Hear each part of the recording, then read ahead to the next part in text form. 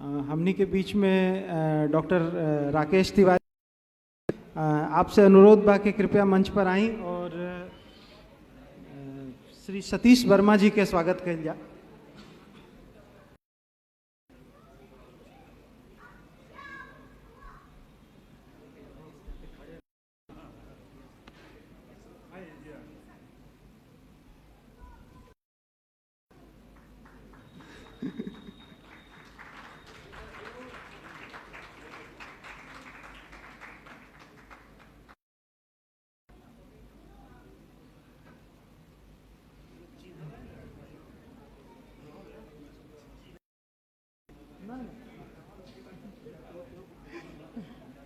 हम अनुरोध करब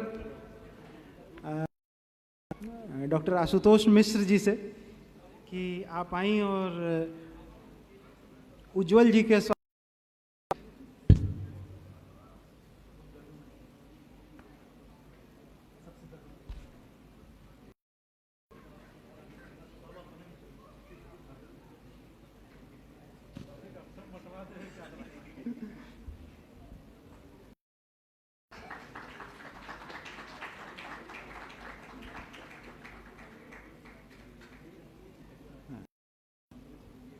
आदित्य राजन जी से अनुरोध बा कि आप आई और रिकी मिश्रा जी के स्वागत करें।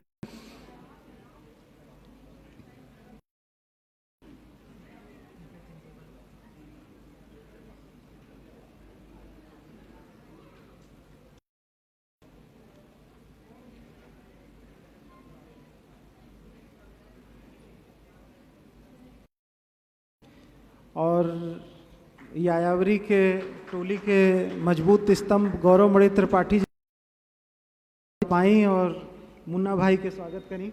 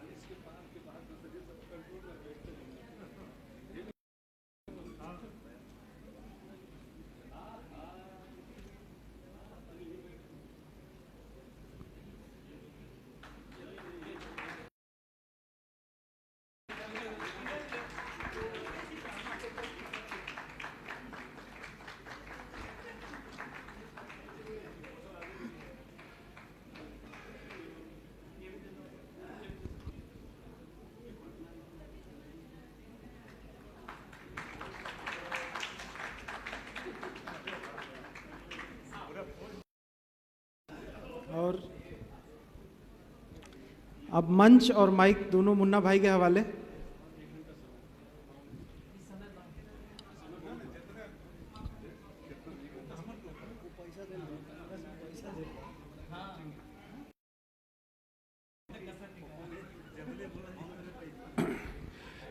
प्रणाम आप सबके। इस सत्र के शीर्षक से रवा सब वाकिफ बनी, डिजिटल दुनिया में भोजपुरी।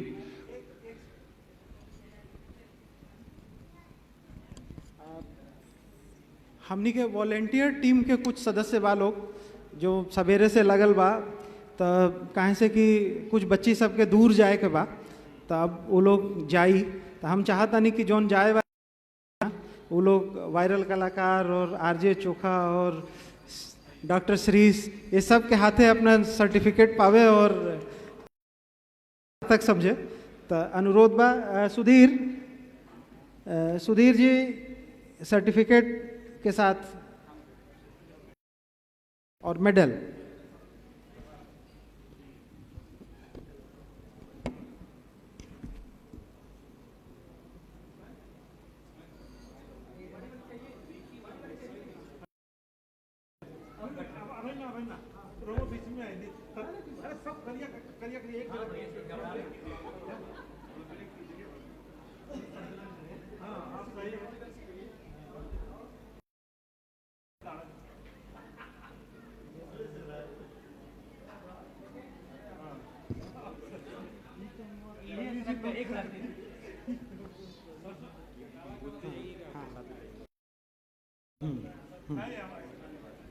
जैनब वाहिद,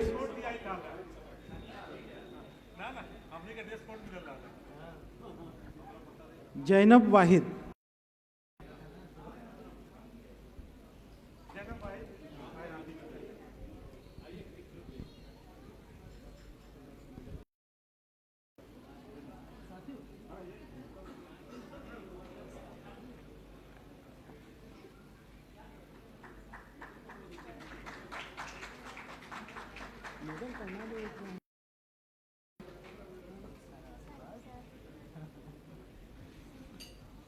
सविता भारती, सविता,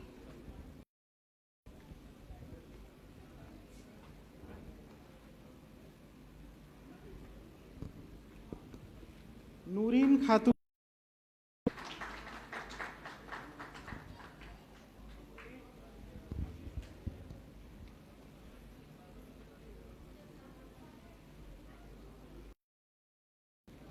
संचिता द्विवेदी,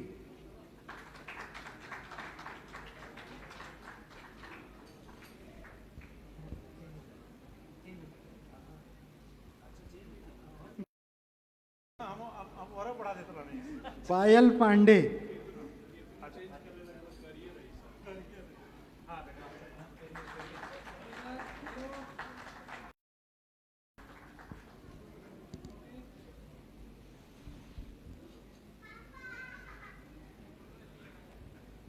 गरिमा त्रिपाठी,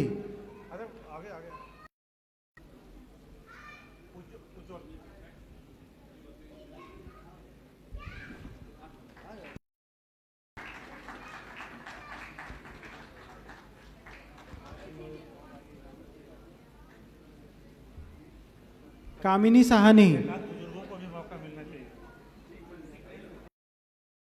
हम लोग बुजुर्गों को भी मौका देते हैं।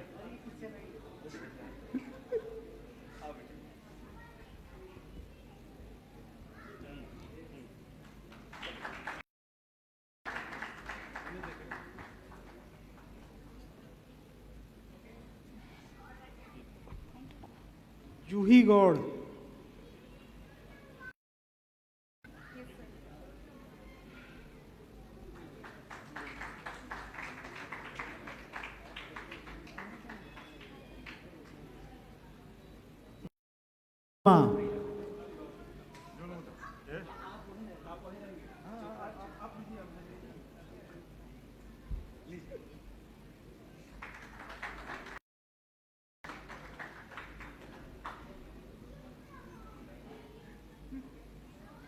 और रिमझिम दुबे।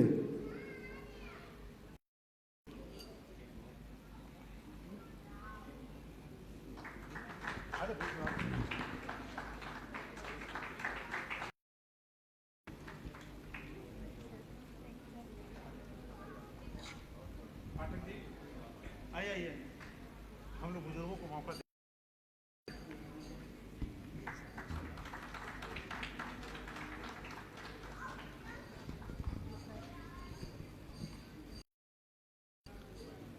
बहुत बहुत धन्यवाद आप लोगन के।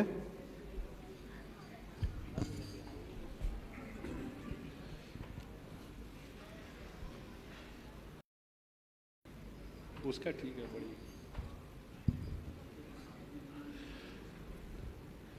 आप सबके प्रणाम। आज के वैचारिक सत्र के बैठकी बा और डिजिटल दुनिया में भोजपुरी पर बात होता। डिजिटल दुनिया में भोजपुरी काहे चर्चा के केंद्र में आइल बा, काहे पॉडकास्ट और ये सब हो रहल बा, ओकर एगो अंदाजा लगल बा कि 150 बिलियन डॉलर तक के व्यापार ओकर बढ़े जा रहल बा। भोजपुरी जो उनके हमनी के दावा बा 20 करोड़ से अधिक, 16-17 गो पसरल। ओइजा कुछ लोग जे बहुत अपन सार्थक हस्तक्षेप से जगह बनैले बा भोजपुरी के क्षेत्र में, चाहे पॉडकास्ट के क्षेत्र में, वो लोग टेंशन बात करे के सबसे बेहतर रहल कि बहुत दूर ना जाए पड़ल। जब आसपास हमने के देखनी तो अपने बीच से आरजे चोखा कौनो परिचय का मोहताज वहाँ के नहीं खी। श्री पाठक जी बतरस अगर वह नहीं सुन ले, हमिंग ज़्यादा बटे तनिया सा भाई जी।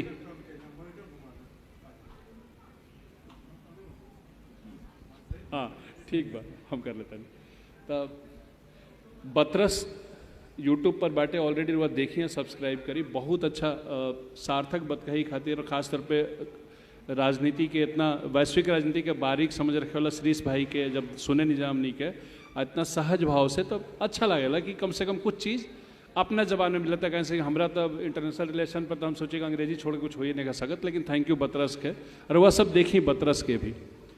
और दुनिया में कुछ ढंग के काम हो रहा बा भोजपुरी में भी, तो रिक्की मिश्रा और उज्जवल खास तौर पर वायरल कलाकार नाम से ही फेमस बा लोग, ये लोग भोजपुरी में काम कर लो। मजाक में हम एगो बात कहिला, अगर रउआ इंस्टाग्राम पर ये लोग के फॉलो करता नहीं तो रउआ एगो चीज़ समझम कि ये लोग एगो 2 AM थॉट करके ये लोग सीरीज शुरू कैले बा। हम बार बार कहे नहीं फ़ोन करके ये लोग के तू लोग गिल्ट फैक्टर पैदा करे में लागल बड़ा लोग का जे घर से बहरी बा, कि हमने घर से बाहर काहे बनी से जहर खाली से नगर देखी से लौट के जाता। तो खैर मजाक अपार्ट, तो हम डिजिटल दुनिया में भोजपुरी के स्टेटस पर बहुत सवाल आवत रही, लेकिन एमे एगो छूट पूरा सभा से हम लेवे के चाहते नहीं। हमनी के बातचीत के क्रम में अगर आपके लागी कि हम कुछ हस्तक्षेप कर सकता नहीं, तो रुआ हाथ उठा दे, माइक हो जब पहुँच जाई। एमे कोनो ही ना रही कि अंत में सवाल पूछे के बा, रुआ अगर बुझाता कि अभी हमरा हस्तक्षेप करे के बा, ठीक बा ना, मन से हम तो 2 वे कम्युनिकेशन रही, ताकि बोर्डम की स्थिति ना रहे। और बाकी जो बाहर जहाँ आवाजाही करता वो भीतर आके बैठ जाए, और बाहर सूचना भी दे दे कि भीतर आ जाए जाओ।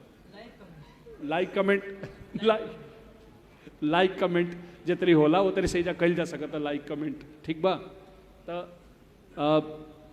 शुरू तो सबसे जे युवा बा, सबसे युवा उंगरे से पूछल शुरू करते नहीं आरजे चोखा भाई से कि भाई जी भोजपुरी में बिग FM जैसन चैनल पर भोजपुरी में रुआ कंटेंट लेके आवे कि कैसे सोचने, और फिर अगर दुश्वारी भी अलग हुई, जबकि मार्केट बा, लेकिन रेडियो जैसन मीडियम पर कि भोजपुरी काहे चाहिए, जबकि ओकर एगो खास स्टीरियोटाइप बा। तो रुआ एक कोशिश जब करनी, बहुत बहादुर स्टेप रहे, लेकिन आइडिया कहाँ से आई, एकर कंपनी के तरह से एक रिसेप्शन लेलस? देखिए रिलायंस जौन है अक्सर इस टाइप का प्रयोग कल करेला। तब रिलायंस जब big FM Bihar Jharkhand UP में लॉन्च कैले, तो ओकरा के चाहता कि एगो भोजपुरी वाला आ जाए। तो हमारा सेलेक्ट करे वाला भी लोग बतावेला कि बहुत लोग ऑडिशन दिले, ऑडिशन में जे भी आयल उनके 2 तरह के, एक भोजपुरिया एक बिहारी टाइप का हिंदी बोले वाला। तो जे भी आवे लोग पढ़ल लिखल आवे, केहू बड़ा बड़ा इंस्टीट्यूट से RJ वाला या मासकॉम कह के, हमारा पास में मासकॉम का डिग्री बा, कंप्यूटर भी हमरा के वो पढ़ले रहनी है जीवन में, बस लोकल चैनल में काम करता नहीं, तो थोड़ा एडिटिंग आवत रहे, ये सब काम जानत रहनी है। थोड़ा एक्टिंग में 7 बार अवार्ड के हुए। हाँ, एक्टिंग में वो तो थिएटर में 7 बार जब नेशनल अवार्ड मिलल बा, थिएटर में वो मिलल बा, वो एक्टिंग के नाम पे मिलल बा। तो ये लोग खातिर नाम भी चटकार चाहत रहा, वैसे सतीश वर्मा हमार नाम रहा। अब देखी बाबूजी हम कैला कुमार बर्जन जी साथ में सामने बैठल बना हमनी के, आप के पुत्र हमें कुमार संभव जी, उनके 2008 से हम गुरु मानीला, जबकि उम्र में हमसे 2 साल छोट हुआ। जब भी मिलना तो हम उनकर पाँव छुईला, कहाँ कि उस समय समय पर हमारा बतावत गई। और टीवी के दुनिया से जब बिग गंगा में हम ठीक ठाक चलत रही, काम करते रही, वो डायरेक्टर हमारा ना, रेडियो में जब आवे भइल तो टीवी से रेडियो में कोई कहाँ आई, कहाँ कि नाम दूसर बा, लेकिन वो कहना अरे करा अलग फील्ड बा, थोड़ा मजा आई एकरा में ली। तो रिलायंस जब ये प्रयोग कैले हमरा पास बैठे तो कहना कि बहुत लोग हिंदी में आ रहा बा बोले वाला, लेकिन भोजपुरी में बोले खातिर सबसे पहला तो हमारा गोरखपुर का भोजपुरी लट्ठमार भोजपुरी है। महुआ में जाए तो जनी एक बार कही दली बैठा हो, कहना आई देखा हो बैठा हो गोरखपुरिया, बैठी जी बैठी भैया, ये टाइप का होके के चाहे। तो जब ये लोग प्रयोग करें सबसे पहले हमें अपने आप के सुधारे के पड़ा। और बहुत सारा कमेंट आवे फेसबुक पे, कुछ लोग केहू आरा से और बक्सर से, केहू हमरा के लिखल है फेसबुक में आई हेट योर भोजपुरी। तो जब वो ऐसा लिखल तो हम उनकरा से वही बात करे लगनी, तो हम सीधे लिखली कि लागता कि राउर घर आरा बक्सर यह कहीं आसपास बा, तो वो बोलने बक्सर घर बा, हम ली तब रहुआ कहनी है। तो फिर वो कहना कि नंबर दीजिए, नंबर भी हम देनी। हम बोले कि एक फैंस अगर हमसे नाराज़ हो जाए हमारे भोजपुरी से तो अच्छा बात ना है, क्योंकि हम गोरखपुरिया भोजपुरी बोलते रहनी है। तब फिर जब नंबर पर उनकरा से बात भइल तो उनकरा से हम ये कहनी कि देखी हमार शो जाला यूपी बिहार झारखंड में, तो हमरा के ऐसन भोजपुरी बोले के कि सबकरा समझ में आवे आ सबकरा अच्छा लगे, तो वो बीच वाला भोजपुरी हम बोला, हम केहू के आहत ना कल चाहे ना। तब जाके तब वो बड़ा खुश भैल, तो हमरा से कहला कि अरे भाई तब कहियो चाय वाय पियल जाए, मिल जाए, पटने में रहत रहना, तब मुलाकात भी हमरा के भइल। तो फैंस अगर कुछ कहतो बा, खराब कहतो बा, तो ओकरा के अच्छा बनावल हमार काम, कि वो हमारा से भागन है, हमार कोनो चीज़ देख के। तो रिलायंस इस तरह का प्रयोग कैले, तो भोजपुरी में हमरा के रखल है। जब बात चलत गई, फिर हम शुरुआत का कनी अपना मन से, चूँकि प्रोग्रामिंग लोग बहुत ज़्यादा बारे में जानत ना रहा, तो वो लोग कहले कि आखिर हो का सकेला। संभव भैया भी कहना कि और का हो सकेला, तो हम कहने कि पूरा सावन 1 महीना बाबा भोलेनाथ और सावन का कजरी ये चलाए। छठ में 5 दिन छठ गीत, और हमें हम कुछ ना, बस जो सिंगर है, जो पारंपरिक, जो अच्छा गावेला वास्तव में, जो गायक है, ओकरा के हम बुला के ओकरा साथ मिल के वह पर चर्चा करना और गीत गवाइना। यह हाल चैत्र नवरात्रि में होला, चैती छठ में भी होला। छठ में मतलब हर पर्व पे हम भोजपुरिया सिंगर के पारंपरिक गीत गवाइला। यह थोड़ा सा हम सहयोग कही चाहेला भोजपुरी में कि अपन जो पारंपरिक गीत बा वो चलत रहे चटकार के साथ है। हम अभी यही सवाल के हम तीनों आदमी से पूछब, लेकिन हम भी जाने के चाहते नहीं कि जब ये रोआ प्रयोग शुरू कहीं, हाँ, तब माइक को थोड़ा सा भाई जी बहुत हमिंग करता, थोड़ा सा डिस्टर्ब करता आवाज़। सोलो कैदा ना अकेले कोनो बड़ा चीज छोड़ दा। तब हमेशा कहता नहीं कि जो ओकर ऑडियंस रीडिंग रहे वो हाँ। कितना रहे हिटिंग होकर। नहीं, ऑडियंस का शुरू में तो ये भइल कि जैसे कुछ लोग जैसे शो चलता, तो सबसे पहले चीज तो नाम तो पहले ही सब खराब बा।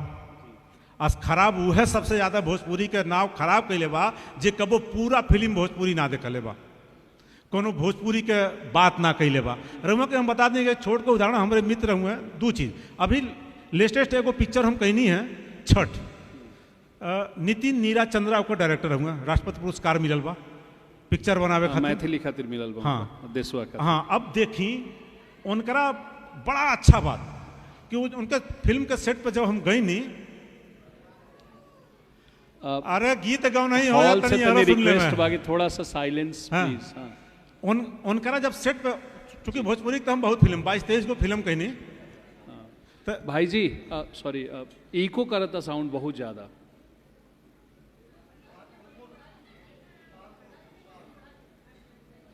कैसे फिर कभी हेलो। सम्मेलन शुरू हुई तो फिर हेलो। दिक्कत हुई फिर जी। 92.7 पे गेहूं पर आफन चोखा के साथ। हाँ, बात मिले तो भैया। रिश्ते में तो वाला बात है। हाँ। ठीक नहीं, वो तो शो में वैसन रहेला, ठीक। ये भोजपुरिया में रहेला। जी। तो जब उनके सेट पे हम गई नी, एक चीज देखनी, वो कहला खबरदार हमारा सेट पे भोजपुरी फिल्म बनाता, न अंग्रेजी बोले के बा न हिंदी बोले के बा। जे के बोले को वो भोजपुरी बोले ना, तो भाई हमारे पास बहुत ऑप्शन है, वो निकल जाए। बहुत बढ़िया, इतना बढ़िया, बहुत सुंदर। ना तो हम देखा तानी बिहार के लोग भोजपुरी फिल्म इंडस्ट्री में टेक्नीशियन में भी ज़्यादातर बिहार के लोग बा, जब बैठिए पाटला इधर लाने का, लाइट इधर करने का, उधर कर, चले उसकी मुंडी काट इधर रख। और पहला ऐसा सेट देखली सब भोजपुरी में, अरे मर्दा तनी हेन्ने कही दा हो लाइट, अब देबा, हाँ यहाँ से मिल रहा बा, अरे वो एक्शन बोल सकी ना। ये चीज़। दूसरा चीज़ हम देखा बहुत सारा बात होता कि लैकन वो पर बहुत चर्चा भेजा, लेकिन वो हमें थोड़ा सा आगे हम बढ़ाए कि 10 साल लगातार तमिलनाडु में हम शो कैनी, वहाँ भोजपुरी में अनाउंसिंग, एंकरिंग, कॉमेडी ये हम करते रही।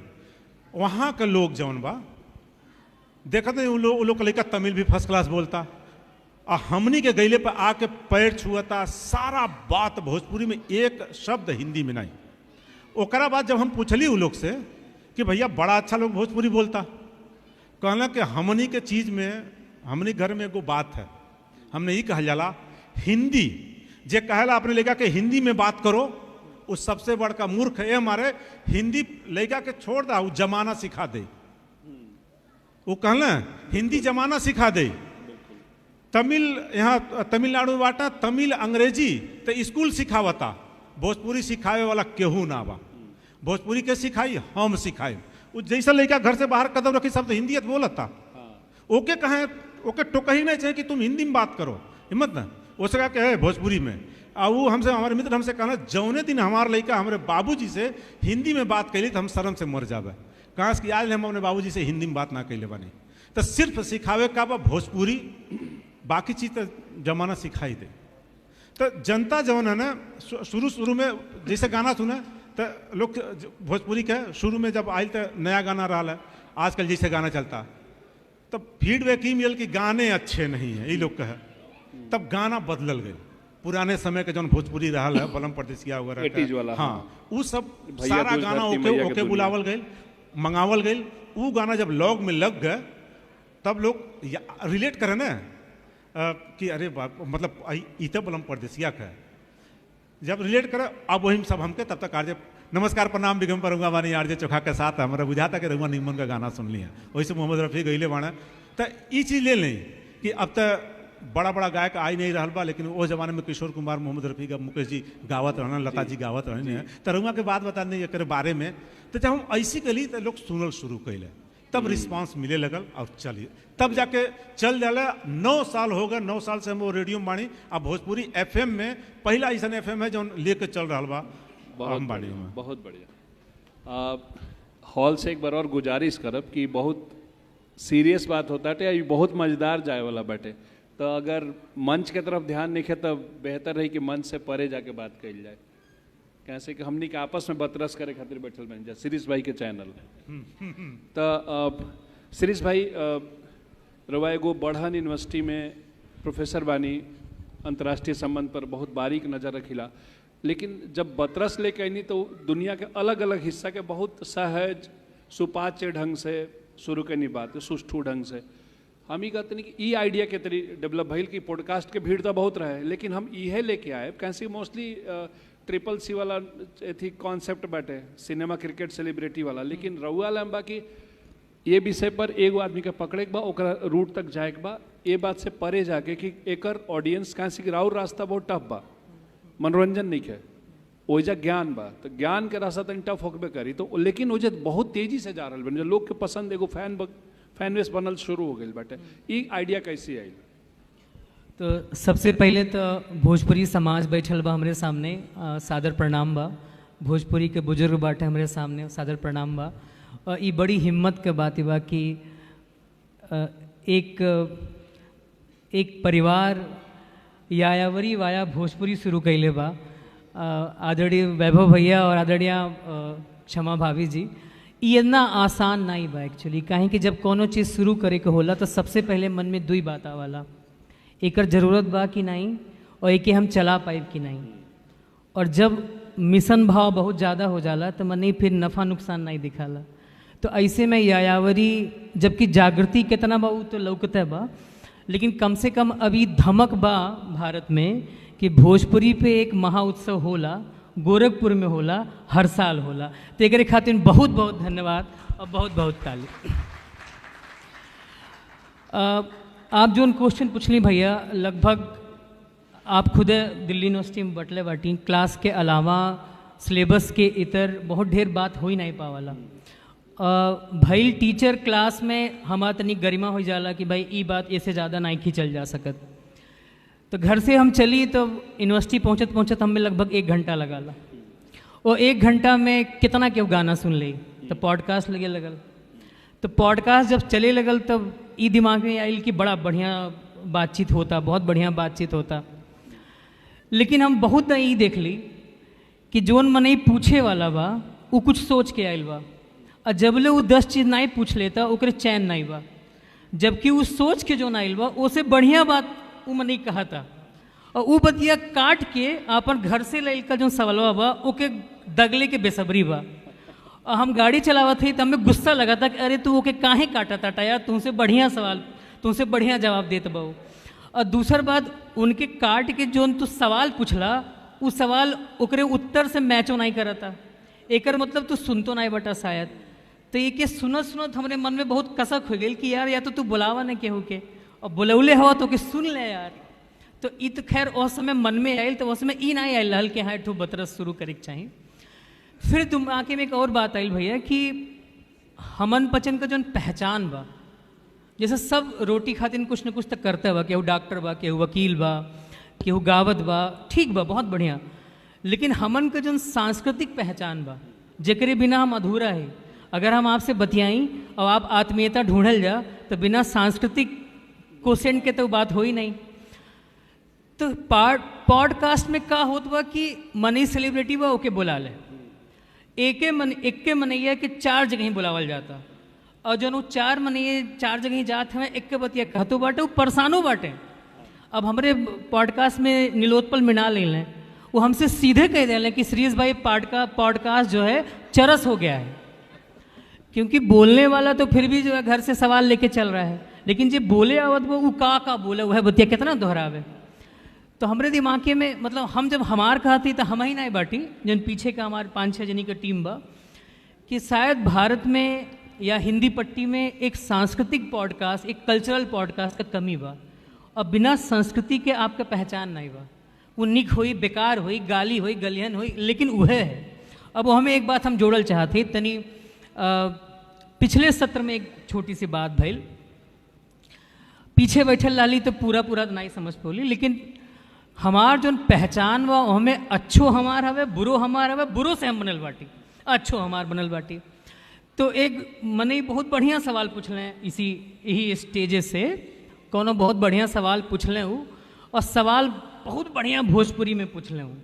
मने वो जब सवाल पूछत रहले तो वो भोजपुरी सुन के बहुत निक लगत रहा, और समय लगल कि हाँ यह भोजपुरी हम मिस करत है। और कोनो गाना गौलें, कोनो कविता गौलें, हमें दहीजरू शब्द आयल। अब यही मंच से कही गई कि जबले ये टाइप भोजपुरी तू लिखवा तो भोजपुरी आगे नहीं बढ़ी, एक ही हीन भावना नहीं कही जाए। हमार शादी, उनके शादी, जब संस्कार गीत भइल, अब जम के जब गारी भइल, भोजपुरी से दहेजरू शब्द कैसे हटेबा, नहीं हटावल जा सकत। तो आपन ये तो आपन हीन भावना भइल ने, नया खोजे के बाद नया खोजे के पुरानका छोड़ के। मॉडर्निज्म की डिफिनीसन है मुन्ना भाई, आप जानते हैं कि एक डिफिनीसन ही कहाला कि जोन पीछे चलल आइल बा ओके युक्त संगत ढंग से विश्लेषण करे बा, ओके वो हमें से निकार के लेके आवे बा, और आधुनिक जो कि नया कहल जाता कुल नहीं लेवे बा, अपने समाज के हिसाब से, परिवार के हिसाब से, देश के हिसाब से, काल के हिसाब से जो निक कहाई ओके छांट के जब मिलावल जाई ओके आधुनिक कहल जाला। आधुनिक मतलब नया कपड़ा पहनल नहीं होला, आधुनिक मतलब भाई हमारे पास रखिया बनल रहे के चाहिए, ओकरे बाद जींस पहनले बाटी चली। हमार जितना बिटिया लोगल बाटिन, बहन लोगल बाटिन, अगर दुपट्टा जींस टॉप पे दुपट्टा पहने लिन, ये आधुनिक है। यह जींसो टॉप बा, वहाँ दुपट्टो बा। इतना कॉन्फिडेंस जब आएगा हमारे, इतना हमने बात करत है, इतना परहेज का है। एठो शादी में गईली भैया, और भैल का कि शादी में बड़ा बढ़िया गाना होता रहा, माने मस्त वाला, जितना जैसा हमन के फूफा कहें जब ले गाड़ी ना आई तब ले हम खाना ना खाब, और कहे गाड़ी दे तो हम खानो खाब, पैसों दे, ठीक, यह संस्कृति है हमारी। तो हमें कहा बिल्कुल ससुर जो ससुर जी रहने, समधी जी रहने, कहने हमारे यहाँ ऐसा संस्कार नहीं होता है, हमारे यहाँ ऐसा गाना नहीं होता है। तो फिर आपको संस्कार ही नहीं पता है, फिर तो हर जड़िया कटी जाए। एक छोट बात और कहा भैया, ढेर समय नहीं ले। कई बार हमन की शिकायत होला कि हम अपने जड़न से कहीं कटी जाली। ये नीलोत्पल मृणाल के ही बात हम कहत बाटी, कहीं बड़ा बढ़िया बात कहले हन, बतरस में आइल हन, जब कहले कि जब लड़का के पढ़े खातिर हम बहरे भेज देला तो खाली बहरे नहीं भेजिला, उस समाज संस्कृति सबसे कटी जाला वो, और 15-20 साल बाद फिर समाज संस्कृति नहीं समझ पाई तो गुड़गांव से गांव नहीं बसा पाई। फिर तो हमनों से गलती होता, हमने ये सोचा था कि लड़का आगे तब्बे बढ़ी जब उस शहर का रास्ता पकड़ी, ये गलती होता। बहुत बढ़िया बात। असल में के बाद में 2-3 को बड़ा कल्चरल सवाल आ गई बा। एक तो ये कि जब लॉकडाउन लागे रहे ना, वो बेरा सब कोई रास्ता जो तरह के तरीके कटे, वो दौरान एगो लड़का जो यायावरी से जुड़ल बा, सिंगर हो, और वो एगो गाना गिटार लेके गा दहलस, और हमने के जवान पर चढ़ गई कहवा के पियर माटी। हमरा सुशांत स्थाना के यायावरी के साथ कनेक्टेड बाड़े, तो हम तब वो गाना के याद का पैनी, जो लाइव में जो हमारा ध्यान न रहे, ओकरा लूप पर सुनत हम अब केहू कहे कि मटकोर के गीत गाओगे तब तुरंते गा देब। तो ये चीज़ एगो भैल के गिटार लेके बैठल आ गा दलस बिना थरिया पीट ले, जो ढोलक बजैले, ये सब जौन होला जौन इंस्ट्रूमेंट अपन प्रिमिटिव लेके हमनी के करे लीजा। दूसर का बात जौन बा कि शहर धकेल देवे के बाद जौन हमनी के है कहल जाना भोजपुरिया माटी में कि पढ़ा बसा वाला बात, तो शहर में लॉकडाउन में इहो पता लागल कि रउआ चाहे कितनो पुकार ले माटी, तो हमनी के यहाँ के एगो विरोधाभासो बा ना। अभी शिरीष भाई चाहे मुन्ना पांडे चाहे अजय चोखा चाहे उज्जवल, उज्जवल के तो एक में साइड करे के पड़ी, थोड़ा ही लौट गई लात मार के दिल्ली के, लेकिन जब वापस ग्राहवा दिन लोग खुसर फुसर की जात कहे नहीं नौकरिया छूट गई बा का बुझाते जमीने उमीने पर नजर बा का, तो एक एगो अलग तरीका के नया दुविधा पैदा भइल बाटे ए साल कुछ 5-10 साल में। बहरहाल रिकी मिश्रा और उज्जवल, रिकी से पूछ ली पहले। रिकी भिखारी ठाकुर स्कूल ऑफ ड्रामा के पढ़ल हुए और जब ही रंगमंच इनकर बाबूजी इनका कहले के नचनिया बने के बगा। डिजिटल दुनिया के बड़ चेहरा के शुरुआती दौर एक टोंट से शुरू होता, लेकिन वो शुरुआत जानल ऐसे जरूरी बा कि डिजिटल कि नचनिया बन बका के सवाल और में केहू अगर सवाल के वो सामने तलवार लेके पहले खड़ा भइल कि ते इहे बात इहे काम करबे, वो इनकर माँ रहली। आगे रिकी तू बतावा कैसे अइला यार। हम 3-4 साल पहले बॉम्बे में रहते रही और बॉम्बे में हम बहुत के कास्टिंग कैनी, बहुत सारा एड्स के कास्टिंग कैनी। एक सीरियल में हम as an negative lead role भी कैनी, फिर बाद में उनमें मज़ा ना आयल तो सीरियल हम छोड़ देनी। बात ही बाकी हाँ, मेट्रो इन दिनों में हम अभी रहुआ के बतावता नहीं, अब तक बतैले ना रहनी है। मेट्रो इन दिनों में भी हम कास्टिंग कैले रहनी है। तो बात ही रहल कि 3-4 साल पहले हम ना बहुत सारा फिल्म देखत रही, खास करके साउथ इंडस्ट्री के फिल्म, मलयालम फिल्म। तो फिल्म में ना बहुत ज़्यादा रॉ कंटेंट देखे के मिलत रहे कि वो लागत रहे हमरा कि अरे तो हमरो साथ भइल बा, ये तो हमरा आसपास के कहानी बा। तो मन में ख्याल यह आवत रहे कि यार कि रॉ रॉ रॉ क्या कुछ बनाया जा सकता है जो लोगों को पसंद आए। माफ चाहता नहीं भोजपुरी में बोलब, वो समय हमरा माने खाली रॉ दिमाग में चलत रहे कि रॉ कंटेंट। बाद में फिर आइल कि जब हमनी के प्लान कैनी जा 2AM थॉट के जरूरत जिक्र कैनी, 2AM थॉट हमनी के 2-3 गो शुरू में हिंदी में भी बनी जा। फिर लगल कि यार जब रॉ की बात हम लोग कर रहे हैं, जब रॉ के बात हमनी के करते हैं जा, तो काहे नहीं करा कि हमनी के भोजपुरी में बनाई जा। तो फिर हमनी के प्लान कैनी ना भोजपुरी में बनैनी जा।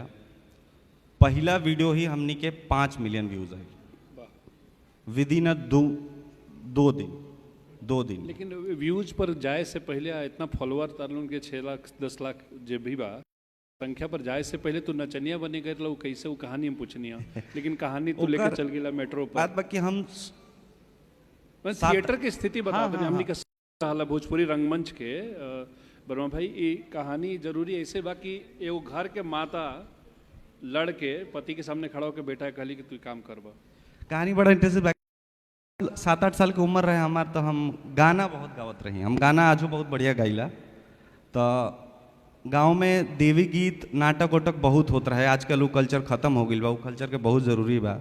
लोग कहेला कि लइकन के पढ़ावे से पहले दिखावे के चाहिए, पहले नाटक दिखावा, पहले ओकरा के गाना दिखावा कि का होला।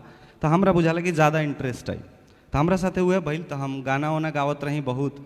तो लोग कहे कि अरे ये तो भोजपुरी में एकरा के गवा दे, पवन सिंह बन जाई, ये बहुत बढ़िया गावता। ओ घरी हमरा एक्टिंग कुछ समझ में आवत ना रहे कि एक्टिंग का होला। हम बस खाली जानत रहे कि जे गाना गावेला वो हीरो है, वो एक्टिंग करता, सब कुछ करता। 10वां पास कैला के बाद हम बाबूजी से बहुत जीत कैनी कि हमरा के भिखारी ठाकुर स्कूल ऑफ नाम ड्रामा बा एगो, वही हमरा के एडमिशन करा दी। और 12वां के क्लास के जौन फी के पैसा बा, उहे पैसा में हमारे 1 साल के हो जाए डिप्लोमा कोर्स हो जाए। तो कहलें कि 11वां-12वां तू पढ़बा ना? कहने कि ना, बिहार गवर्नमेंट से हम, बिहार बोर्ड से हम इतना पढ़ ले कि हम पास हो जाए। ठीक बा, वो में हमारे भाई साहब बहुत सपोर्ट कर। वजह से हम 1 साल के कोर्स वो जब ज्वाइन करनी तो आसपास के लोग, बहुत लोग बोले लागल कि अरे तो पढ़ाई लिखाई छोड़ देला सी तो साफ। हमार बाबूजी गांव के प्रधान हमें, मुखिया हमें, तो उनका ज़्यादा टोंट सुने के मिलल। बोल ले कि हम नचनिया बजनिया तू पने चल ले। माई कहली कि भोजपुरी तो बहुत बढ़िया गावत रहा, भोजपुरिये में काम करा, गाना वाना एल्बम निकाला, अपन एक्टिंग स्टार्ट कैला के बाद हो। कट्टू बात आज के उस समय बा कि माई कुछ दिन पहले जब हमार भोजपुरी कंटेंट देखली 2M थॉट तो कहली कि हम इहे कहत रही, ई हमरा आज बुझाइल बा, पहले का करत रही सी ना बुझात रहे। माई भेजली माई भाखा के और उज्जवल वायरल कलाकार उज्जवल का हम नोटिस कहीं नहीं। सबसे पहले एगो बहुत कुछ साल पहले एगो शॉर्ट फिल्म फेस्टिवल हम इंडिया ट्रेड सेंटर में कैले रहनी, तो इनकर एगो फिल्म हम देखनी ब्रीथ करके। जी ब्रीथ एगो फिल्म बा, बहुत शानदार फिल्म है, वह सब में अवेलेबल बा नु? जी जी पक्का ना? हाँ हाँ बा फ्री में बा। मैंने पूछ लेता नहीं, क्या पता कहीं चार्जेबल हो गई लोग है तो अब कहियो का ओ में हम देखनी कोटा से एगो लड़का आइल बा, और कोटा की स्थिति रुआ सबके पता बा अपने कष्ट में उजा मेंटल हेल्थ हो लोग के कितना खराब बा उजा। ये सब कहानी के साथ एक छोटा वर्जन रहे, बड़ा पॉजिटिव नोट पे खत्म भइल। वहू में माँ के भूमिका बहुत ज़्यादा बा वो फिल्मों में। तो उज्जवल के हम वजह से नोटिस करनी और वह सब वायरल कलाकार के नाम से जान सके। हिंदी में पूरा संभावना रहला के बावजूद भोजपुरी में काहे बुझाइल के डिजिटल प्लेटफॉर्म के हम बहुत बढ़िया यूज कर सकेला, और ओकर के तरी शुरू भइला, ओकर फिर आफ्टर इफेक्ट का बाटे। देखिए भोजपुरी के सबसे बड़ बात ई बा ना, दौर शुरू भइल बा, ओमे बहुत शानदार लोग बा, बहुत शानदार दर्शक बा जोन बहुत लोयल बा। मतलब आज के डेट में भोजपुरी के एगो बढ़िया काम निकालला पे लोग ओकरा के अपना के दिल से लेके इतना शेयर करता ना कि वो अपन अस्मिता से जोड़ लेता। स्टोरी बाकी अभी हमनी के भले फिल्म हम नाम तो ना लेम, बाकी भले फिल्म कितनों मिलियन बिलियन लोग व्यूज ला देवे, पैसा कमा लेवे, पर कहीं ना कहीं हमनी के इंडस्ट्री, चाहे वो सिनेमा इंडस्ट्री हो, चाहे भोजपुरी में थिएटर जो भी हाल हो, बड़ा कमज़ोर बा। तो अभी मार्केट बहुत बड़ बा पर काम बहुत कम भइल बा। तो जब हम हिंदी में 7-8 साल से हमारा एक्टिंग कई मतलब एक्टिंग में समय देनी, तो हमारा बुझाइल कि अब को भोजपुरी में काम करनी जाए, इंटरनेशनल फिल्म फेस्टिवल जरा बारे में वो कहा तनी ब्रीथ के एक ट्रैवल सीरीज भी करनी जा, तो ये सब के बाद बुझाइल कि कलाकार अपन कला के तब पहुंचा पाई जब ओकर कहानी रियल होके, ओकर अपन जुड़ा होके, तभी वो लोग से जोड़ पाई।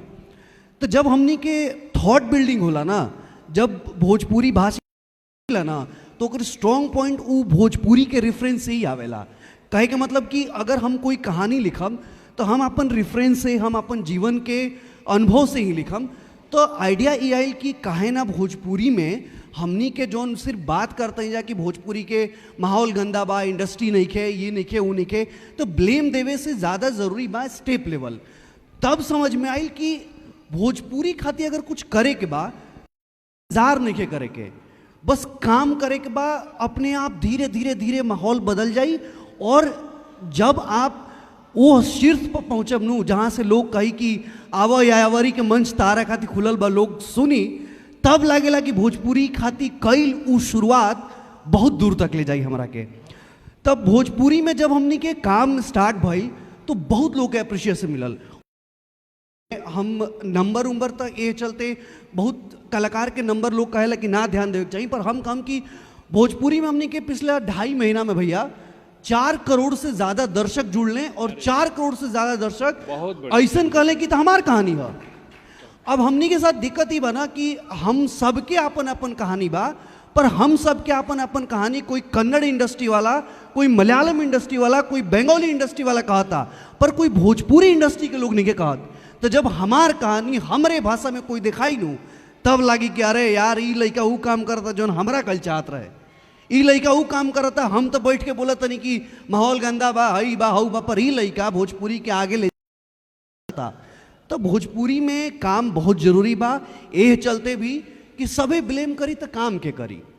अभी इतना लोग दर्शक बाड़े, हम चाहब कि भोजपुरी के उठावे खातिर, दूर ले जाए खातिर बहुत समय लागी, तो चेहरा पे थकान लावे के अभी मौका नहीं खे। अभी ई बा कि भोजपुरी में काम के शुरुआत कई, चाहे जे गाना गावता, जौन विधा से बा। अच्छा रुआ के बताई, हमनी के जितना विधा बा, हमनी के हर परंपरा के गीत बा, हमनी के बहुत नाट्य शैली में बा। आज तो हम इतना किताब के संग्रह देख लेनी पहला बार कि हमारा लागल कि हम तो कुछ नहीं की करत। जैसे का होला ना, हमनी नया दौर के लइका भोजपुरी के रेफरेंसेस बड़ा गलत इन्फ्लुएंस हो गई बा। हमनी के लागत है कि जो फिर अगेन नाम ना लेम, हमनी के लागत है कि यह भोजपुरी यही जे शुरू भइल बा। अमूमन एक दो बार आदमी वरिष्ठ रंगकर्मी या वरिष्ठ लोग से सुनेला कि भिखारी ठाकुर जी, महेंद्र मिश्र जी बहुत कुछ करके गइलन। तो इनमें दो चीज़ हो सकेला, एक तो या तो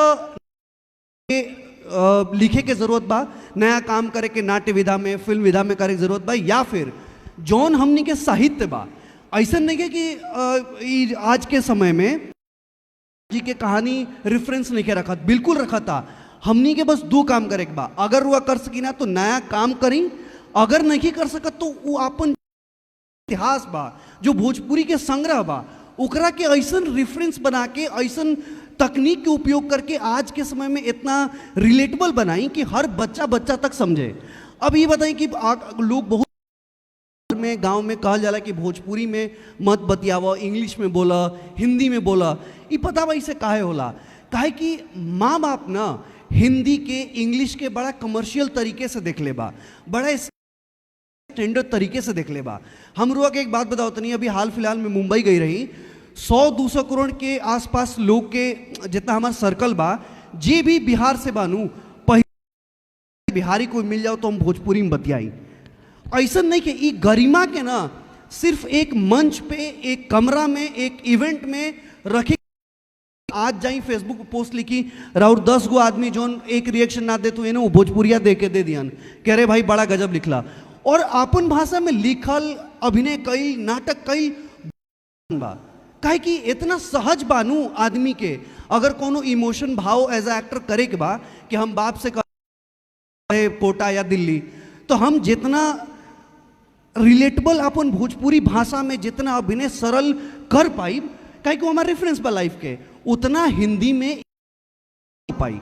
तो बात यह बा कि भोजपुरी में काम अभी बहुत आई, समय बदले वाला बा, माहौल बदले वाला बा, और हमने ऐसा लोग के अगर ये मंच मिला था तो ये मंच के भी शुक्रिया बा, और भोजपुरी के बहुत अभी लंबा समय आवेला बा भैया। बहुत बढ़िया। हम नहीं से अभी शुरू करते हैं, बहुत कट शॉर्ट करके एकदम, कि अगर कोनो नया लड़का, जैसे एक पहले जो सत्र में हम रहनी है, बार बार एगो शिकायत, नया चेहरा बा लोग, बिल्कुल नया चेहरा, कि भोजपुरी में संभावना तलाश के भरोसा के साथ उतरल लोग डिजिटल दुनिया में कि हम अपना मातृभाषा में काम करब आ ओमे हमनी के पहचान बना लेब जा, इफ बट से परे जाके कि एकर कोनो कमर्शियल एस्पेक्ट भी बा।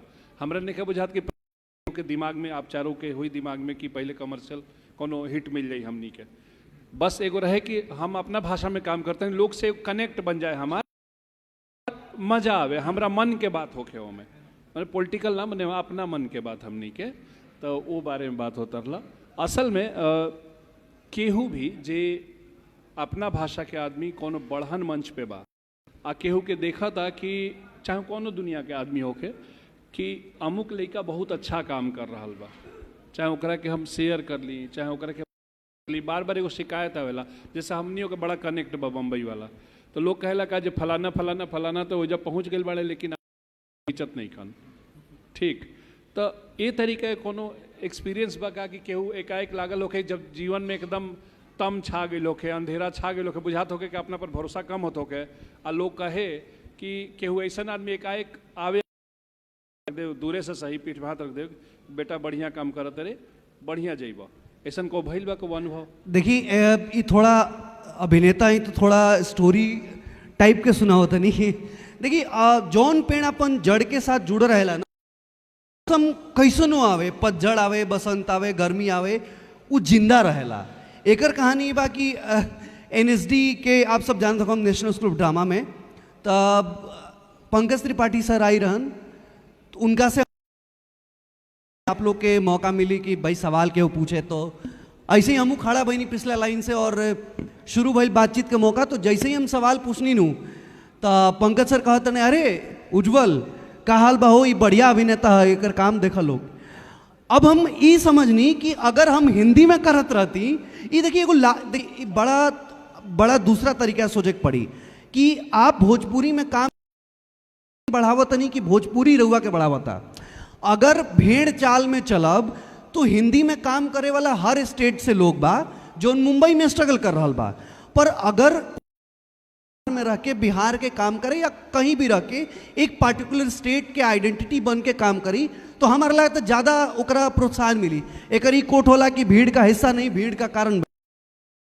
वो समय जब भोजपुरी में पंकज त्रिपाठी साहब बोलेले और कहले कि मंच में जहाँ बहुत सारा लोग हिंदी भाषी और अलग अलग भाषी के रहे, सबके भी हाल बा, कहाँ से थिएटर कैले बड़ा, वो दिन वो आदमी के भोजपुरी में बात कैला भर से इतना एनर्जी मिलल नू कि लागल कि भोजपुरी के हम कुछ नहीं की दिले, बाकी भोजपुरी हमरा के बहुत बड़ी। तो जब अपन माई भाषा, जब अपन परिवार जड़ जमीन से जुड़ल रहब तो कहीं ना कहीं राहे बगाहे लोग ऐसा जुड़त चल जाई जेकरा वो भाषा से प्यार बा। भोजपुरी में हम ऐसा और लोग काम करें, अगर हम ये मन से उतर के अगर कोई हमरा से मिले और भोजपुरी में बोले कि भैया हम कुछ काम करी ना, तो वह सोची हमरा कितना खुशी हुई और हम एकदम कलेजा चीर के ही कहब कि लड़का के कुछ अगर मदद कर सकी तो हम करब। तो वह बात बाकी काम कैला पे एकदम अलग पहचान होला और बहुत दूर तक जाए के संभावना पहले ही कहानी है। तो ये पंकज त्रिपाठी साहब के वो अप्रिसिएशन हमरा के दर्शैलस कि भाई भोजपुरी बहुत बड़ लड़ाई के हिस्सा बा, अगर एम पार हो जाए। अरे वाह, हम जम करता नहीं रिकी श्रीश भाई पर, वहाँ के पब्लिक इंटेलेक्चुअल बनी। असल में परफॉर्मिंग आर्ट के फील्ड 3 गो लोग परफॉर्मिंग आर्ट के बा, और कहीं ना कहीं हम देखे नहीं ना, जब ये दुनिया ना रहे तब वो स्क्रीन रहे तब, कि ओइजा बहुत सुविधा रहे एक तरीका के पसरे के। हम फेम के तौर पे भी कहता नहीं, प्रसिद्धि आसान बा, अगर थोड़ा रुआ अच्छा काम करते नहीं, खराबो करते हैं तो खराब अभिनेता भी याद रहल बा लोग, ठीक बा। लेकिन एगो पब्लिक इंटेलेक्चुअल के तौर पर, एगो एकेडमिशियन के तौर पर आके और बतरस जैसन भदेश वर्ड लेके, देशज वर्ड लेके उतरला पर ओइजा के जोन आइडिया ऑफ बा ओकरा के जनरेट कैल कि खास तौर पे पार्टिकुलर फील्ड से, जैसे नीलोत्पल एकदम भदेश पोएट है, वो ओकर सवाल ओकर विषय बा वो सब कस्बाई बा, जौन हमनी के बा, वो हमनी के बीच के लइका। तो जब जिक्र होता रहा तो हम अपन दिन याद करने, जब इंदौर में नीलोत्पल के हम करते रहनी बातचीत, बार बार छन के आवे कि दरअसल के बजौले के जरूरत बा, लेकिन बतौर पब्लिक इंटेलेक्चुअल जौन सीमा के रुआ बताइनी है हमनी के बार बार फेस कर ले जा कि ये इमेज से बाहर जाके हमनी के ब्रेक करते हैं जा कि भाई प्रोफेसर हैं अब पॉडकास्टर भी बन रहे हैं, तो कई तरीका के प्लेस पर भी इस सामंजस्य भी, और दूसरा कि जितना आंसरेबल होके के चाहिए इंस्टीट्यूशन के प्रति उतने का सोसाइटी के प्रति वाला आज़ादी मिला था वजह डिजिटल दुनिया में। मुन्ना भाई बहुत बढ़िया रुचिकर क्वेश्चन भाई। दरअसल लगभग 2 महीना तो लगभग के बाती में आत्मविश्वास नहीं आवत रहल कि हमारे यस मने के पॉडकास्ट करे के चाहिए, कहें कि अपन अनुभव ये रहल कि पहले पॉडकास्ट में और स्टेजे बुलावल, मतलब वही जो आप कहल चाहते हैं। फिर हमें एक बात ऐसा आयल जो में बहुत मज़ा आ गई। दरअसल हमें ये लगल है कि जब आप कोनो काम कल जाला और हमें आपके रिस्पांस मिले लगाला तो भीतर का जो असुरक्षा बा वो खत्म हो जाला। तो जब हम पॉडकास्ट में अली तो हमें ई दिक्कत नहीं बा, आजो नहीं बा, मन से कहते कि बतरस पॉडकास्ट हमारे पिछले 10-11 साल से पढ़ावत है, लिखत है, तो वही में एक बटले बा। अब बतरस में कहा है कि हमें ई लगल बहुत बहुत ईमानदारी से हम कहते ही बात इहो स्टेज से कहती तनी खतरो बा तब्बो कहते। जैसे जब हम बतरस में बतियाईला तो एमिटी यूनिवर्सिटी एंग्लोफोनिक स्टूडेंट क्लाउड है ना, they don't pay any tension on it, ओकरे साथे हम शेयर नहीं करीला। लेकिन बहुत इंटरेस्टिंग बात आपके हम बताई, 4 एपिसोड कैले के बाद कम से कम 50 लेके हमारे पास अल हैं कि इंग्लिश का सबटाइटल चला सकते हैं क्या। बहुत बड़ी। और अब ओके देखल जा पिछला 4, अब तो कल यहाँ से 5 हो गए बा, तो अब पिछले 4 में इंग्लिश का सबटाइटल चला था। हम का कहल चाहते जोन भोजपुरी देशस के शब्द बा, हिंदी का जोन माटी वाली हिंदी बा में टोन भोजपुरी आवल, 2 तरह के हिंदी बा। एठो मेरठ से चली आवता एलीट क्लास वाली हिंदी, संस्कृत निष्ठ वाली हिंदी, एटीट्यूड है, मतलब आप कितना फिल्टर करोगे, दिखता है यार वो है, वो बिल्कुल, बिल्कुल। है ना, वो दिखता है कि आप पैदाइशी संपादक हैं। एक हिंदी बोला कि जन्म में लौके लगा कौने माटी से आवा था, अच्छा खैलाबाद से आवा था, था, फैजाबाद से आया था। वो जब हिंदियों बोला था ना तो वो मिठास टपके लगा था। तो वो जो साउथ के लड़का बा जो मेरठ में पैदा भइल बा जेके भोजपुरी ना आवा था, ओके वो पॉडकास्टवा सुनले में कान कैसे और वो कहा था तनी सबटाइटल अंग्रेजी में कह दी। तो एक मतलब का भेल कि कंटेंट में प्रॉब्लम ना बा, खाली आत्मविश्वास का दिक्कत बा। और जब असुरक्षा खत्म हो जाए ना हमन में का बा ई चली का नहीं चली तो नहीं चली यार, तोहरे ठीक बुझा। गोरखपुर यूनिवर्सिटी के जब हम पहुँचली भैया BA फर्स्ट ईयर में, तो हिंदी साहित्य में जो मतलब प्रांजल भाषा में जो गुरुजी बोले और जी के हमने सुनी तो मने बहुत बहुत खुशी हुए। प्रोफेसर अनिल राय हम नाव लेते हैं, और अनिल राय सर बतरस के पॉडकास्ट जब शुरू होला तब कमेंट करें लें, में कमेंट करें लें, और खत्म होने के बाद व्हाट्सएप पे कमेंट करें लें कि बहुत मजा आई। ये देखिए भोजपुरी के संवाद स्वाद देखिए। तो एक ही जवाब बाउकर सामंजस्य नहीं बिठाए पड़ाला। अब कुलीग्स खुदे पूछ लें कि अगला क्या बता। अब जैसे अभी वाला जो कल वाला एपिसोड है पॉडकास्ट एरिया में, वैसा पॉडकास्ट लोग नहीं सोचते। जब हम मुतमईन बाटी, जब हम जानत है कि सामने वाला मने में प्रतिभा बा, तो जैसे ही कहले ना भोजपुरी हम में बढ़ावती है, हम थोड़ी भोजपुरी बढ़ावत है। तो बतरस नहीं क्यों बढ़ावता, बिल्कुल वो करे अले पे बतरस बढ़ जाइए यार, काहे कि प्रतिभा में कोनो कमियां नहीं बा। और जब हम कॉन्फिडेंस से बतियाए वह देख के फिर दूसर का मनिया बतियावे लगे। बिल्कुल जैसे आज हमने आयल बाटी क्यों भोजपुरी में बतिया ले, क्यों हिंदी में बतिया ले। तो जब लड़के देखिए कि ये बाप रे बाप, ये तो यूनिवर्सिटी प्रोफेसर हो भोजपुरी में बोला था, ये तो हंसू लेला, ये तो मजाको कह लेता, तब भोजपुरी के साथ बंधन खत्म हो जाए, तब वो भय प्रेम संक्रामक होकबे करेला। भाषा के प्रेम तो बा सर। आप शिरीष भाई के बाद हमरे याद पड़ला वो राम सेतु है, तो गिलहरी अपना देह पर धूल लेके वो में फिल पत्थरन के बीच के, हालांकि वैसे बहुत फर्क ऊपरी तौर पर देखल जो तो नहीं है, लेकिन वो प्रयास के जो ईमानदारी बा ना ओकरा वो स्तुत्य बा दरअसल। तो दरअसल वैसे नो भावना महत्व। भैया 1 मिनट बस हम इंटरप्ट करब। भोजपुरी में आज तक जो भी कंटेंट लोग देखलस वो बढ़िया कंटेंट और बढ़िया मेकिंग ना देखलस। हमनी के कल रात में गोरखपुर में ही नौका थॉट रील शूट कैनी जा। आदित्य भैया ही हमनी के वो शूट कैले, कैमरा के पीछे हुए। हमनी के जौन दफ्तर काम करल चाहत रही जा, वो दफ्तर के लगभग सब लोग जानत हुई। TVF नाम के एक प्रोडक्शन हाउस बा जौन बहुत अच्छा कंटेंट बनावेला, वो बिहारे के यहाँ हुआ। तो उनकर एक वेब सीरीज आइल बा सेना नाम के। वो वेब सीरीज खाती हमनी के फोन आइल कि रउआ हमार वेब सीरीज के प्रमोशन करी, और हमनी के काल रात में वो शूट कैनी जा। और आज आप जाके अभी TVF के हर प्लेटफॉर्म जाके देखिए, हमारा रील भोजपुरी में दिख रहा है। जानते बनी जहाँ से पंचायत आइल है वेब सीरीज, तो बहुत बड़ बात बाटे। रउआ बताइए हम राउर मीडियम एकदम अलग बा, चेहरा नहीं दिखेगा, लेकिन राउर हम रील देखा था नहीं, बार बार रील देखा था नहीं, एकदम स्टैंड अप कॉमेडी टाइप से भी, फिर और अपन भी थिएटर हुआ काम करता नहीं। हम लाइव ऑडियंस कनेक्ट के बात करते नहीं कि राउर पहचान जब गोरखपुर में चला था नहीं, चाहे जहाँ भी से रुआ बिलोंग करता नहीं, वही जा भोजपुरी के आर्टिस्ट के तौर पर, भोजपुरी के आरजे के तौर पर जो पहचान लेके चलते नहीं, ओकर कितना संतुष्टि बार हुआ? बहुत अच्छा बा जी कि भोजपुरी के आरजे के रूप में ये हमें अलग से एक काम तो हम बहुत कहीं थिएटर में भी रह के, थिएटर में उस समय में गोरखपुर के बड़ी बुरी स्थिति, कफन नाटक करे भोजपुरी में हमने के जा रहल मानी साउथ में।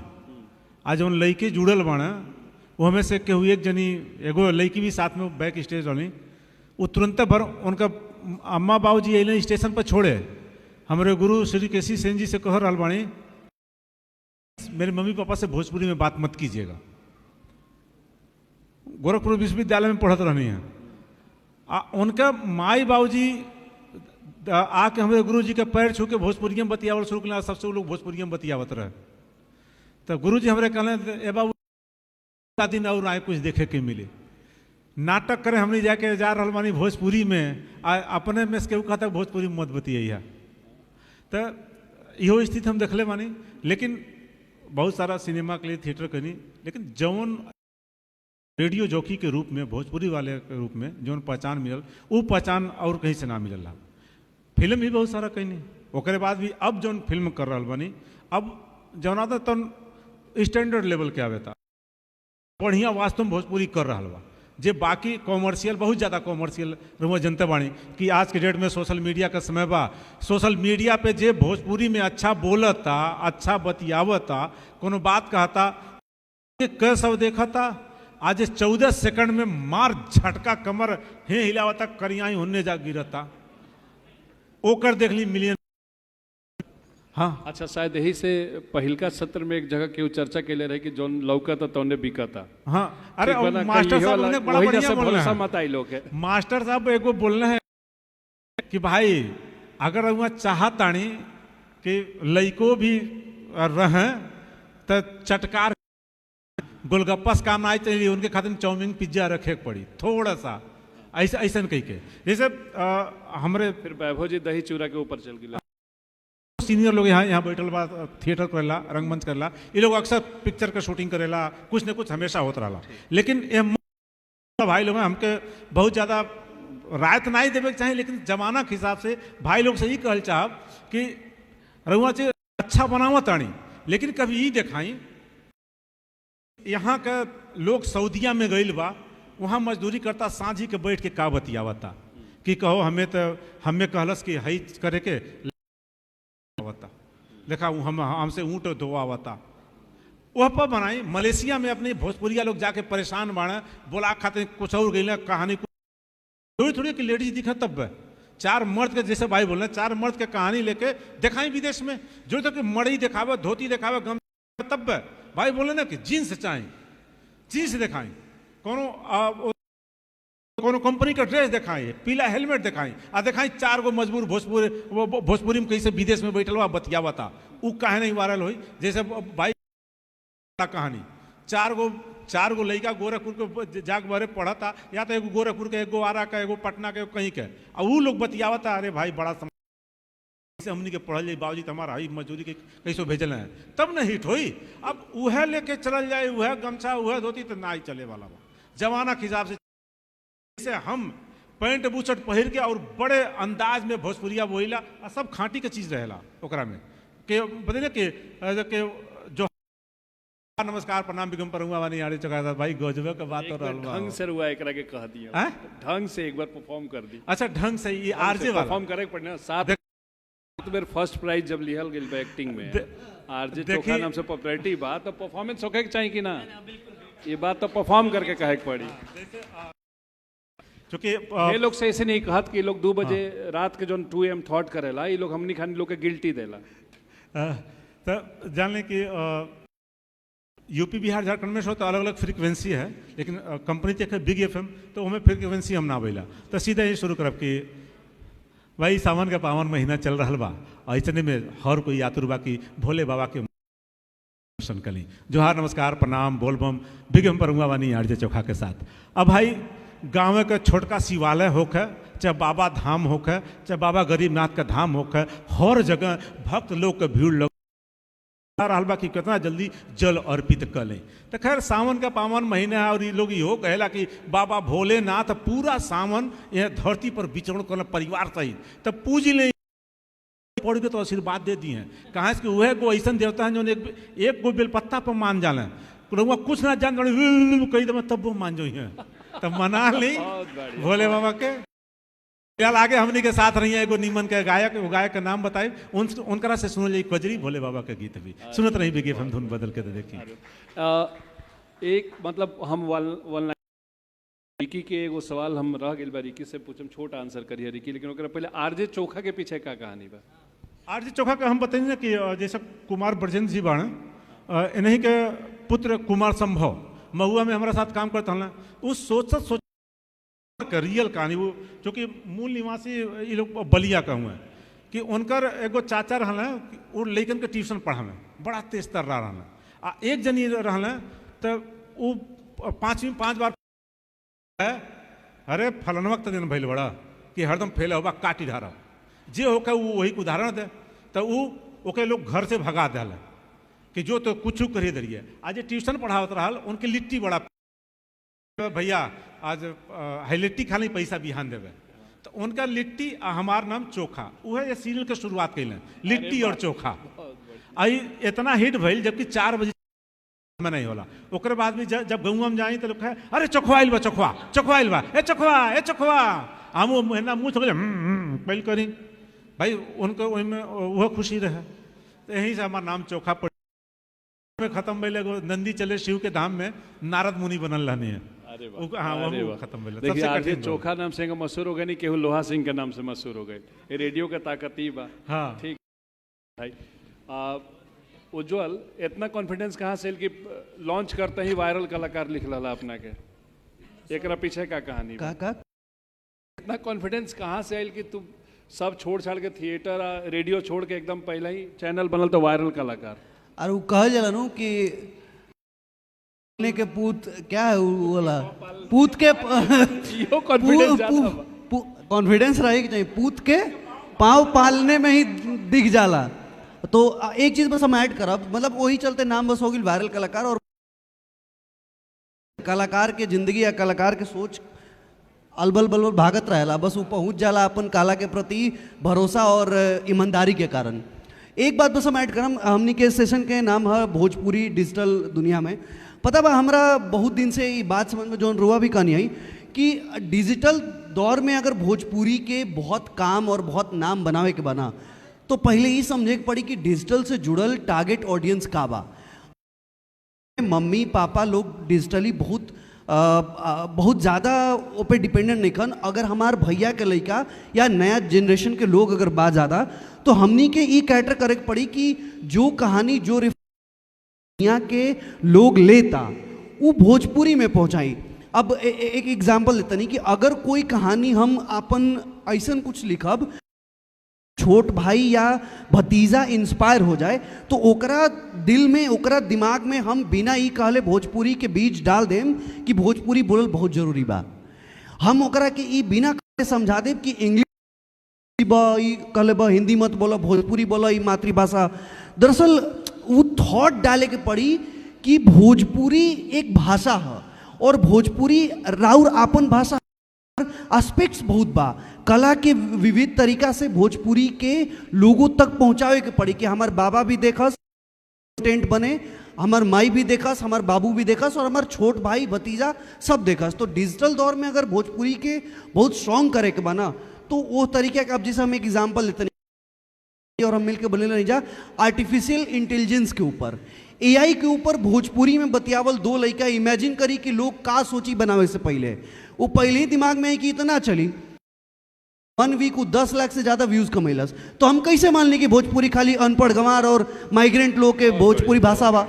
हम कैसे मान ली कि दातुन करते हुए लोग ही भोजपुरी बोलेला? हम BMW भोजपुरी में बात करते नहीं।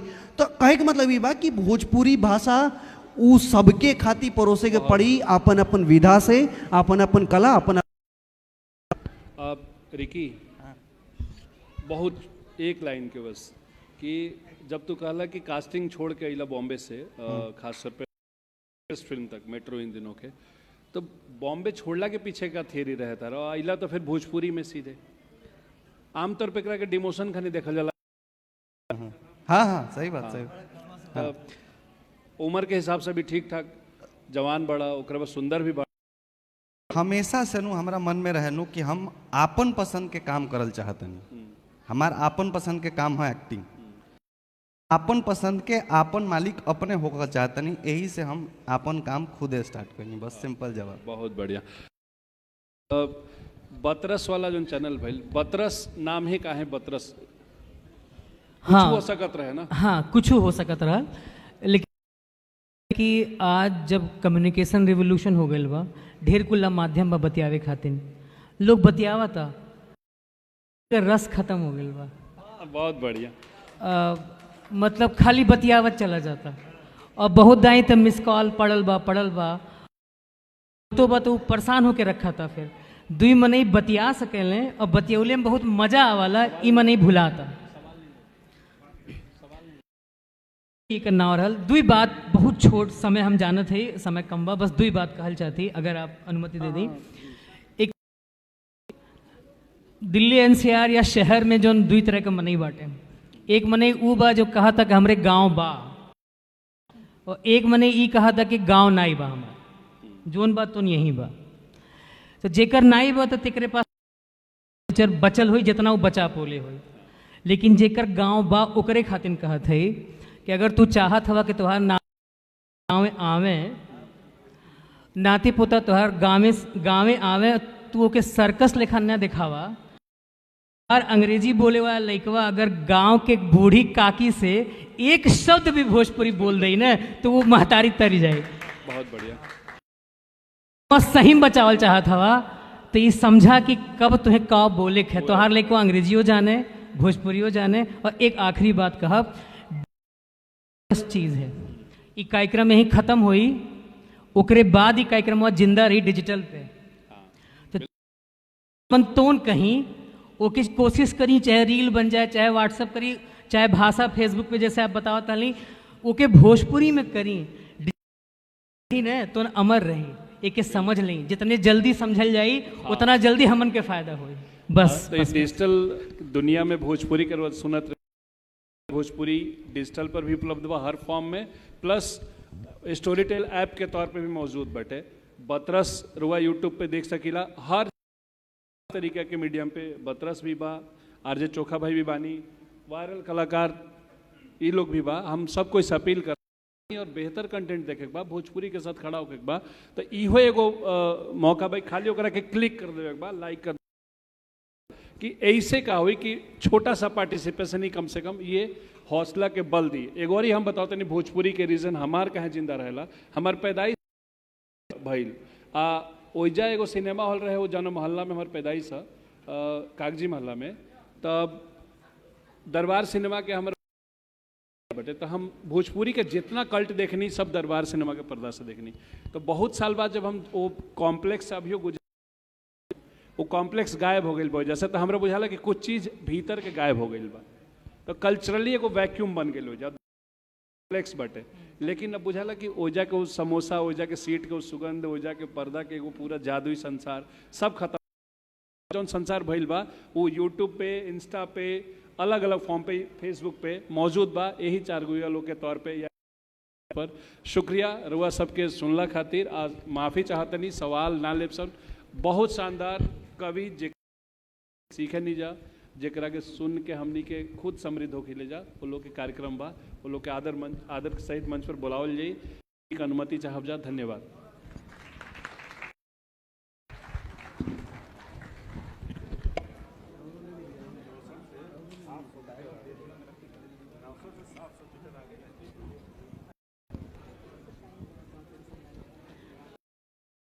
सबके हमके उम्मीद बाटे कि रहुआ सबके बहुत आनंद आयल होई, जानकारियों अच्छा खासा मिलल बाटे।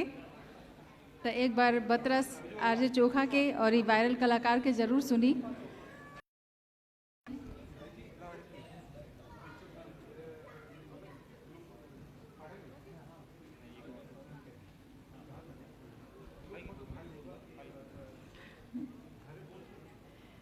एगो ग्रुप फोटो हो जाए लोग के, ओकरी बाद अगला सत्र का प्रारंभ कल जाओ।